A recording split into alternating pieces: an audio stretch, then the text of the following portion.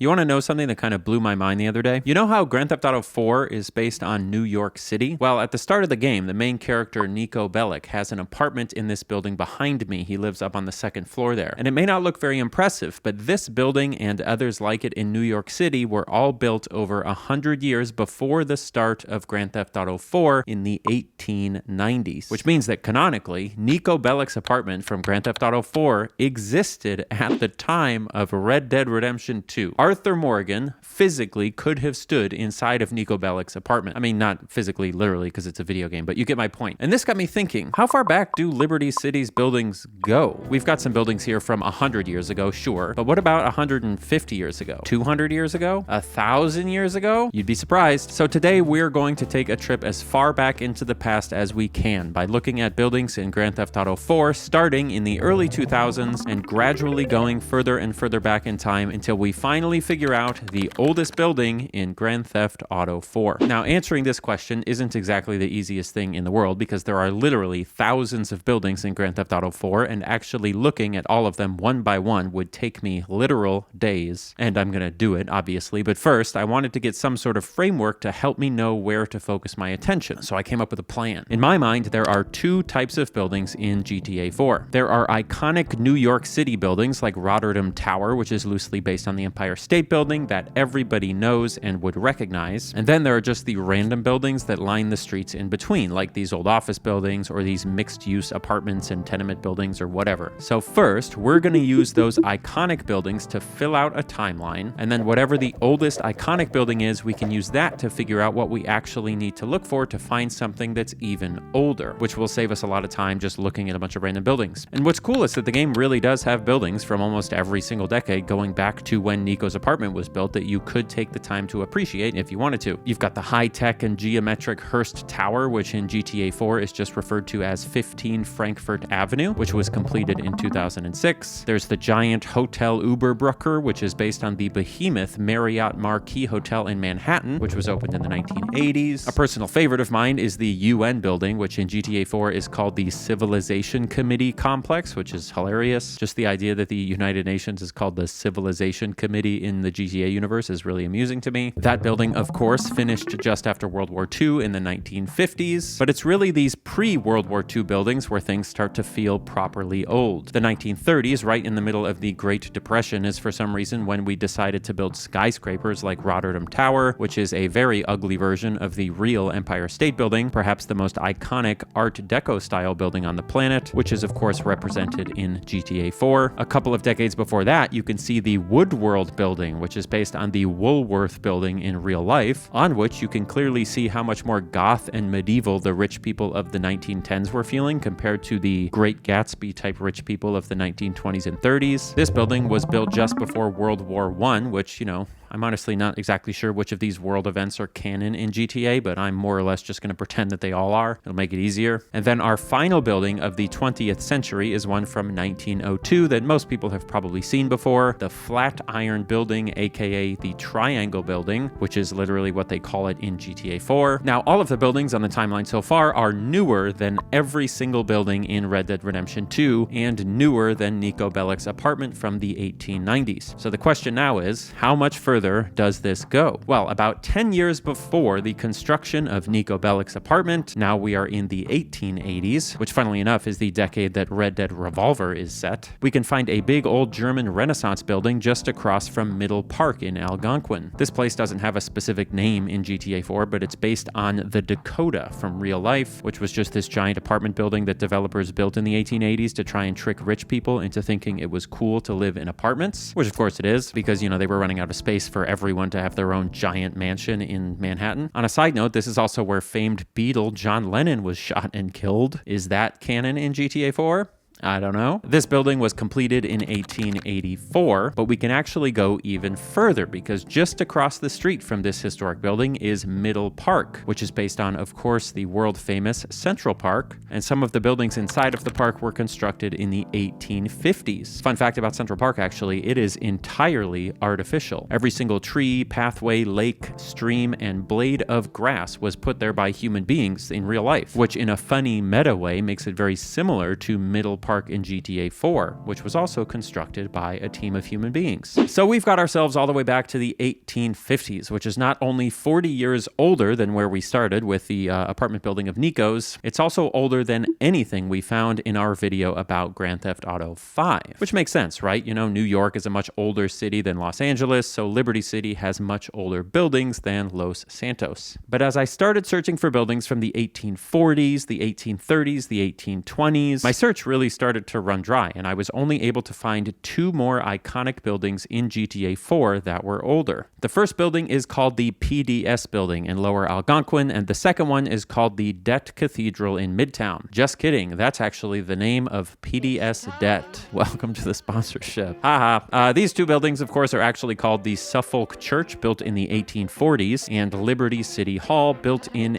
I'll tell you in a minute. I have something potentially important to tell you about first. I'm talking to you now, Jessica, or Ryan, or whatever your name is. Listen, do you have, I'm sorry to do this to you, but do you have multiple sources of debt in your life that are stressing you the heck out? I'm talking multiple credit cards, medical bills, personal loans, whatever. Take a deep breath. It's gonna be okay. Have you heard of PDS debt? I know that every time a YouTuber does an ad for anything finance related, your gut instinct is to assume it's a scam, which is honestly very defensible behavior, but PDS debt is not a scam. They are an A+ rated service with the Better Business Bureau that can legitimately help you turn all of your overwhelming debt into a single monthly payment. Because of how predatory things like credit card interest rates are, using a debt consolidation service like PDS debt can literally save you thousands of dollars while paying off your debt. I actually calculated how much I would have hypothetically saved if I had used PDS debt to pay off my credit card debt from a few years ago, and it was north of $6,000 less doing it through PDS debt. I could have paid off my debt with enough money left over to buy not a boat, something $6,000, a computer. You can fill out a totally free 30-second assessment in order to see if they can help you with the type of debt that you have, which will not affect your credit score in any way, and there is no minimum credit score required. PDS debt is not magic, and it will still take time and effort to pay off your debt, but it will be less time, less effort, and potentially a lot less money than it would be trying to do it all by yourself. Get your free 30-second personalized assessment today at pdsdebt.com/take-a-guess, AnyAustin. That is pdsdebt.com/AnyAustin. And good luck. If you have debt, I'm sorry, but you can fix it. I'm rooting for you. pdsdebt.com/AnyAustin. Okay, where were we? Okay, so like I said, these last 2 buildings are the oldest of the known iconic buildings that are represented in Grand Theft Auto 4. The church, Suffolk Church, is based off of the gorgeous Trinity Church in Manhattan, which for a while was the tallest building in New York, fun fact, even though now you barely notice it among the skyscrapers of the financial district. It was built in the 1840s. Pretty old for America anyway. Obviously, America's not that old, but whatever. But then we have this building here. This is Liberty City Hall, based off of New York City Hall, of course. And when I see this thing, I immediately think early America. Benjamin Franklin. It looks a bit like a fancy French nobility building with all of those carved decorations and the detailing, but it also has that Greco-Roman inspired, we're the new protectors of democracy vibe that a lot of early American government buildings adopted because they wanted to look important and official, but not superstitious and religious like a Gothic cathedral. Which is kind of an interesting, side note, but ostensibly the founding fathers of America chose architecture for civic buildings that conveyed secular democracy rather than something that might imply that the government is some sort of stand-in for God and should be worshipped like a king would. Anyway, this building is old, as you can imagine. Not quite American Revolution 1776 old, but the people who built it certainly would have had memory of the revolution because it is from the 1810s, 1811 to be exact. It says 12, but it's supposed to say 11. I'll fix it in a minute. Just relax. Which makes this building the oldest of the iconic buildings in Grand Theft Auto 4. But the iconic buildings are really only about 5 to 10% of all the buildings in the game. There are countless random apartments, corner stores, and warehouses all over the place, and it is entirely possible that one of those random buildings is even older than 1811. But if it is,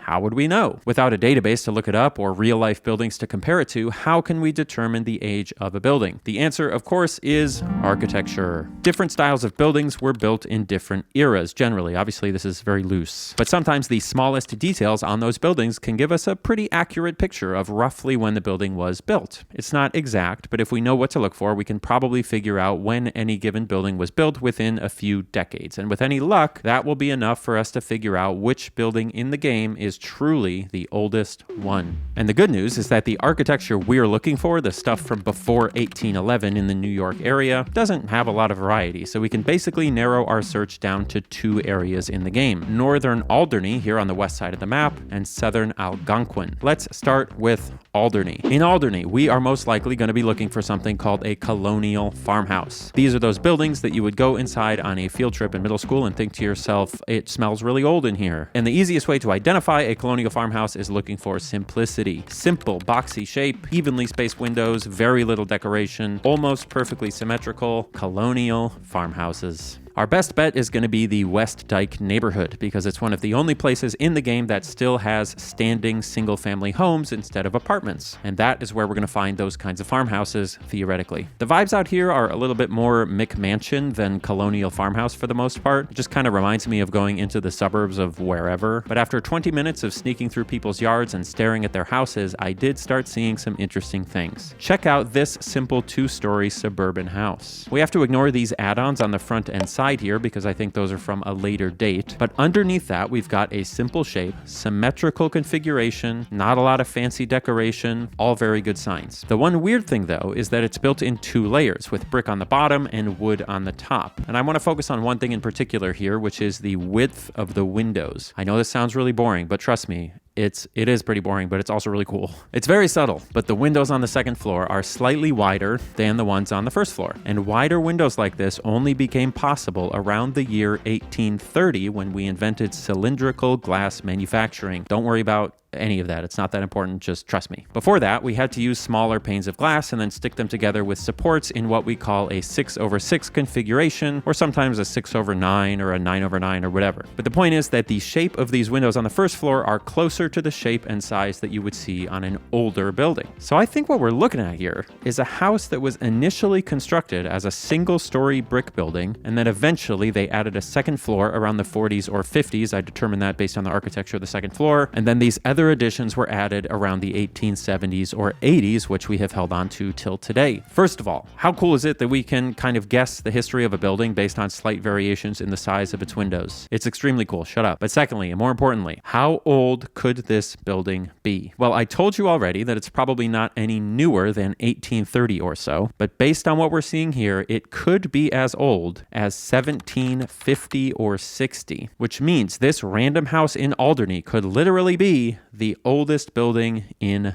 Liberty City. Now, as you can see, we have a problem. Based on the knowledge we have in front of us, it's going to be really difficult for us to narrow these down to when they were actually built with 100% certainty. We have a very wide range here, right? But I have a plan. We are going to cross our fingers and hope that the other buildings that we find are easier to narrow down. So, then we don't have to worry about it. But if we don't find that, what I'm going to do is I'm going to scour Google Maps using Street View in New York and New Jersey to find buildings that look as close as possible to the ones on our list, and then we're going to look through old fire insurance maps and city records to figure out when those buildings were built in real life and use the real life dates to break the tie, which I really, really don't want to do. Actually, I kind of do want to do that, but maybe we'll get lucky and we won't have to. Now, before we head into our last area and finalize the rest of the list, I did just want to mention that, of course, I ran through all of the other neighborhoods in the game just to be safe. And while I did find some awesome buildings like this 1870s era bridge with an auto body shop under it and this weird old amusement park from the 1910s or 20s, there wasn't anything outside of the two neighborhoods we're talking about here that I felt could even remotely compete with the 200-plus-year-old buildings that we are getting into, which just leaves one more area for us: South Central Algonquin. In real life, this area, which is basically just the southern half of Manhattan Island, is the oldest area of New York City. And walking around on here is really our best bet of finding something really old that slipped into Rockstar's interpretation of New York without them knowing. Similar to Alderney, what we're going to be looking for here is going to be distinctly colonial, but instead of farmhouses, we are going to be looking for row houses, which means we're looking for thin, simply shaped, symmetrical buildings, ideally with those slightly skinny windows like we talked about before. And the keyword here is simple. And boy, oh boy, are there lots of skinny buildings here in Algonquin. Anyone who's been to New York will tell you that loads of the city's housing is made up of these brownstone row houses, and at a glance, they do look a bit colonial, at least to a layman like me. But for most of them, you can see that they have way too many decorations, too many fancy details around the windows or more complicated shapes that would disqualify them from being truly colonial. In fact,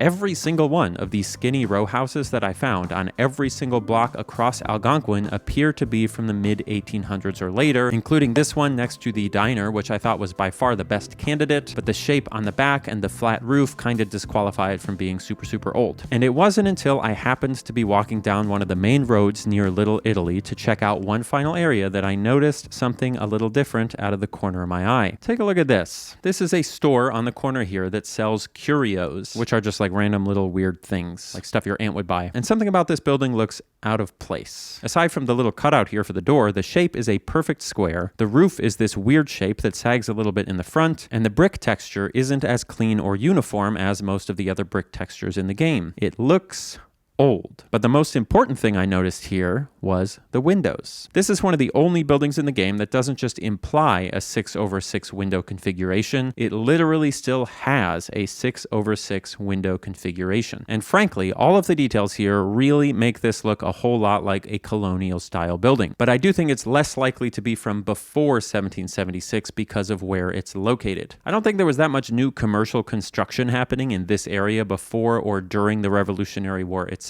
So we are most likely looking at something between 1790 and 1840.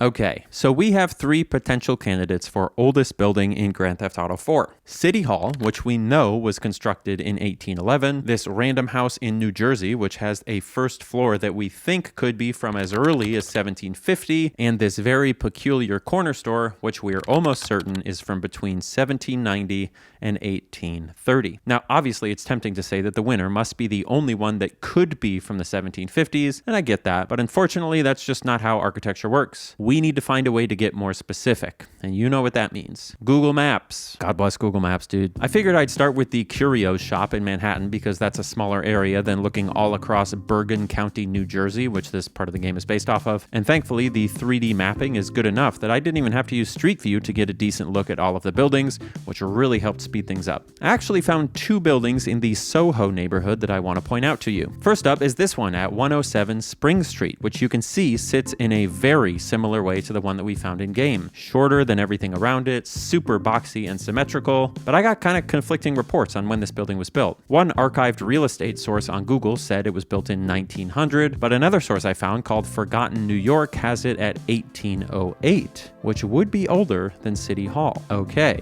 But just down the road from this building at 143 Spring Street, we've got this. Holy shit.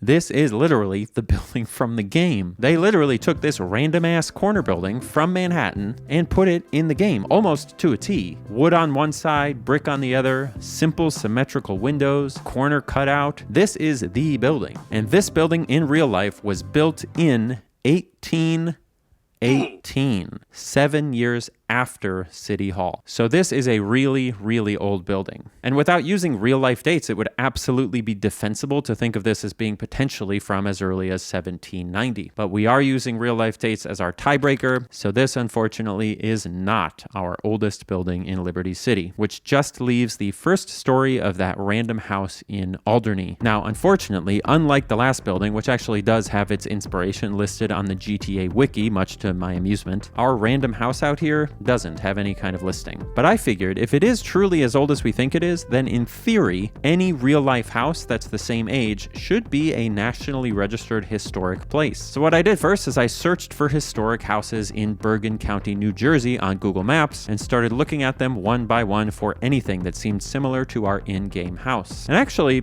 this kind of worked really well. There's the Campbell Christie house here, which was built in 1774. It's similar in that it's brick on the bottom, wood on the top. But unlike our house, the bricks are much more hand-cut looking and the roof is totally different. There's the Westerveld house in Tenafly, New Jersey, which is the town that is specifically listed as an inspiration for this area in GTA 4. This one has 6/6 windows, uniformly cut bricks on the first floor, a wooden second floor, plus additions built onto the house. And there's the Vanderhove Westerveld house in Clinton, New Jersey. Shout out to anyone near Clinton, New Jersey, which also has some striking similarities and was built in 17 1920. Now, the irony here is that I did find random suburban houses from the 1950s, like 12 Joyce Street here in Tenafly, that I think were probably the actual inspiration for the GTA 4 house. But the GTA 4 house has very specific older details, like the thinner 6/6 windows that were probably put there by accident by some developer at Rockstar, but that accident ends up making this house a whole lot more like the historic older buildings, especially if you erase the second floor and the add-ons. And none of the historical houses that we saw are exact matches, but the fact that there's so much overlap with them and we can't find any better explanation means that I'm forced to conclude that this house in GTA 4 was built in the 1750s, making this, at least the first floor of it, the oldest building in Grand Theft Auto 4. This random house in a suburb in Alderney. If you're an architect with a special interest in New York City history, now is the time for you to comment about how totally wrong I am about all of this, because I don't know if it's obvious, but I am not an architect. Actually, I have a better idea. For a sanity check, I reached out to fellow goated YouTuber Daniel Steiner, who graciously put me in touch with renowned New York City architect Fran Leiden, author of this fantastic book about the history of Broadway Avenue in Manhattan, who for some reason allowed me to text him screenshots of a 20-year-old video game so he could tell me if my theory was even remotely plausible. And Fran had two thoughts on my theory. Number one, it's impossible. You cannot date buildings with perfect accuracy based on Xbox 360 era textures, which, you know, we already knew, but we wanted to do it anyway because it's fun. And number two, technically, he says, my theory that this house is from the 1700s is possible. Now, he said 1780s specifically, and he also said that it could be from the 1950s, but it's not impossible that it's as old as I thought. And that's good enough for me. A 250-year-old house in Grand Theft Auto 4. Amazing. Funnily enough, though, this house is not the oldest man-made object in GTA 4. It's just the oldest man-made building. The title of oldest man-made object goes to this thing here right behind me, which is real. It actually exists in New York, and it was constructed over 3,000 years ago in ancient Egypt. Go look that up if you want something interesting to read about. I'm Annie Austin. Thanks for watching.